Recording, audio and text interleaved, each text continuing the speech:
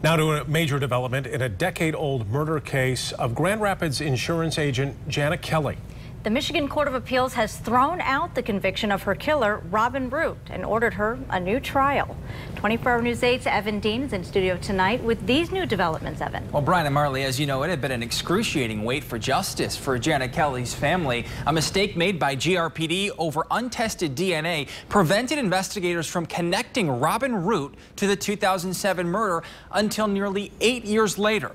Now, over concerns of how investigators obtained Root's confession, the 2015 conviction has been tossed, and the wait for justice for Kelly's family will grow even longer still.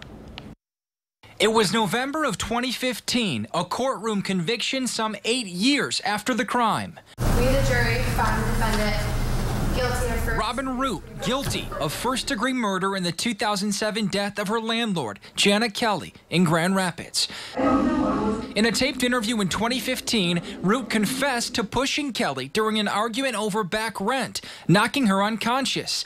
Root said she then put Kelly in the trunk of a car, leaving her in the frigid cold overnight. When Root returned the next morning, Kelly was dead. So she took her body from the trunk and dumped it in a blueberry field in Ottawa County, later burning it. 8 years later, Root was handed down the harshest sentence, life in prison.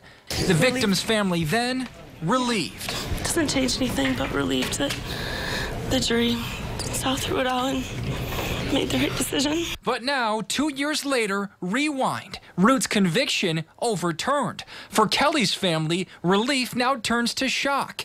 We spoke with her niece today, too soon to talk on camera, but stunned to learn of the overturned conviction. A Michigan Court of Appeals ruled that Root's videotaped confession, which was shown to jurors, should not have been allowed as evidence.